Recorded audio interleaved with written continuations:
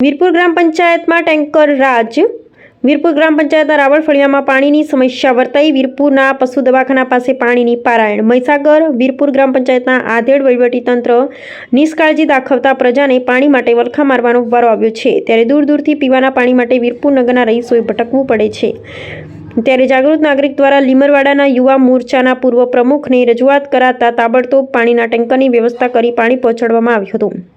ગ્રામ પંચાયતનું વહીવટીતંત્ર ખાડે ગયું હોય તેમ રેઢિયાળ હોય તેવું જણાઈ રહ્યું છે। હજુ ચોમાસાની શરૂઆત પૂર્વે જ માનવધન અને પશુધન માટે પીવાના પાણીની તંગી સર્જાઈ તો આ બાબતે સ્થાનિક ગ્રામ પંચાયત અજાણ હશે કે કેમ? પ્રજાની પ્રાથમિક જરૂરિયાત જેવી કે પાણી, વીજળી, રસ્તા હોય ત્યાં પંચાયતના પરા વિસ્તારો યોગેશ્વર પાર્ક સોસાયટીની શેરી રસ્તાઓ અને મુખ્ય રસ્તા પર ખુલ્લી ગટરોના પાણી ફરી વળતા રોગચાળો ફાટી નીકળે તેવી સ્થિતિનું નિર્માણ થયું છે।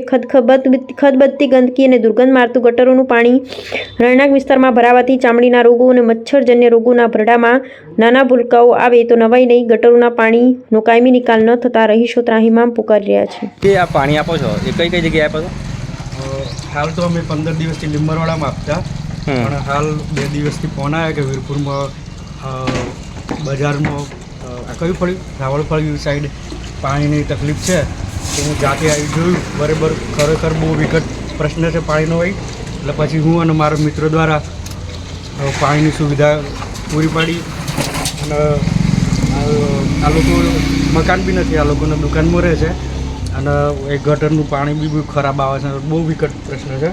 આ લોકોને અમે બધા ભેગા થઈ 100 ખર્ચે અત્યારે પાણી આપી રહ્યા છીએ। તમે જે બીજી જગ્યાએ પાણી આપો છો એ કેટલા સમયથી આપો છો? 15 દિવસથી। આ ઉનાળાના સમયે પાણીની બહુ પ્રશ્નો બહુ રજૂઆતો આવે છે। જેમ જેમ અમને ફોન કોન્ટેક્ટ મળે, કોઈક આગેવાનનો ફોન આવે કે ભાઈ આ જગ્યાએ તકલીફ છે તો અમે અમારી ટીમ પહોંચી જઈએ।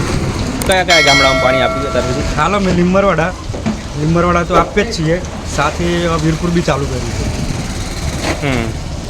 અને બીજી કોઈ જગ્યાએ એવો પ્રશ્ન હશે અને આવશે તો અમે પૂરી પાડીશું વ્યવસ્થા। તમારું નામ? રાઠોડ દિગ્વિજય છે।